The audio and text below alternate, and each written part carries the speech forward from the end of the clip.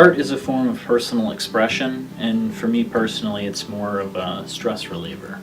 It's a form of expression. It's kind of how you put yourself down onto paper. Art is an expression of somebody's ideas, and anyone who puts pen to paper, paintbrush to canvas, or lens to a scene is making art. The type of art that I like to do is concept art, usually based in science fiction. I do a lot of biology, some mechanical things. I draw a lot of weapons and warfare, things of that nature. I'd have to say the kind of artist I am, it's a cross between realism and expressionism. I like to put more of my feelings and kind of surrealism into all of my artwork. I want it to be real, but I want it to be thoughtful, and I want it to be expressing what I feel as a person. I'm not one of those people to just look at something and do it. I have to make it my own. I like realism, but I don't always achieve it. I like to dabble in different areas of that, but I like nature. I like scenery. That's what I'm really good at. Rocks and trees. I like water too, but that's hard to achieve. I'm an artist because my father drew with me when I was a little kid. Instead of reading us bedtime stories, he would draw pictures with my brother and I just always continued it throughout my life. For me, it helps me to organize my thoughts. It's a way to express inspiration and develop new inspiration. 44 years. I started drawing when I was 9 years old, when I figured out that the coloring books weren't all that interesting, that I could actually make better things on my own.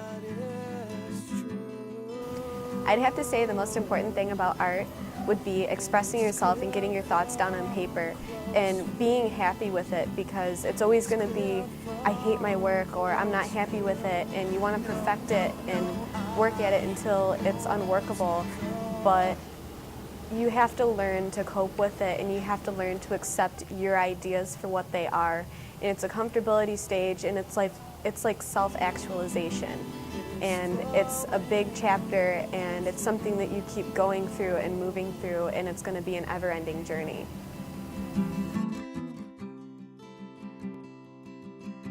Art is important because it is a form of expression. It's how you get your ideas into a visual form to share with other people.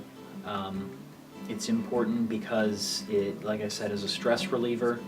I could get lost in my own world when I'm drawing things and painting things. I can create my own world around me, and nobody can tell me what it has to look like or can't look like. It's all from my own imagination and whatever happens to be inspiring me at the time. Every day I think about art. Hopefully I can do stained glass forever. Painting and drawing, I mean, you could be 90 years old, you could be 100 years old, and you'll still do that. If you get a tick, it just makes things more interesting. A couple of artists that inspire me. For starters, H.R. Geiger. He did a lot of surrealist biomechanical concept work, and his designs eventually became the alien for the Ridley Scott movie Alien, and then the continuing franchise. I like biological things, and so that really does it for me. Also, Roger Dean, who did a lot of things with dragons and floating islands, which I have a strange fascination with. And also Roger Dean, he was a 60s, 70s psychedelic artist, and his work was just phenomenal. And I mean, you look at it and you're like, oh, he was on drugs. I mean, who cares? His art was probably some of the best that I've ever seen, and the most creative by far. Monet, Rembrandt, Nadia Garver, Joe, what the heck's his name? Chalupa. Oh God, he is fantastic. I have a lot of his art. Yeah. Everybody inspires me. I would have to say my goals for myself artistically would definitely be to start tattooing and be a professional tattoo artist. I also plan to be a fine arts professor, and I plan to teach at college for creative studies in the future.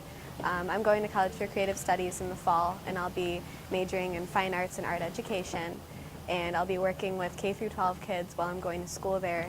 And basically, I just want it to kick off, and I just want to have a fun life ahead of me and be creating art until the day I die, and just be happy about it and leave people with some of the best works of art that I can and be proud of it. When I retire, I'd like to set up my own little art store on Etsy and see if I can sell my stained glass, maybe some of my paintings too. You know, artistically, I would really like to conquer water. You know, ocean waves, make them look crystal clear, and all the foamy, wonderful stuff on top. I want to do that so bad. So I just have to keep plugging away. I plan on continuing in art, basically for the rest of my life, or at least until my hands are no longer intact and functioning. The forms of art that I do are drawing, painting, and a little bit of sculpture, and all of those require intact digits. So as long as I can keep that part together, then I think we're good. I think I will continue for as long as I can. I'm just like my aunt and my cousin. Until our fingers fall off, we're going to keep doing art, and we're going to keep expressing ourselves, and we're going to keep trying to create something beautiful that is special to us. And I'm going to be that 80-year-old lady with a paint-spattered smock up by myself in my room painting on an easel until I die.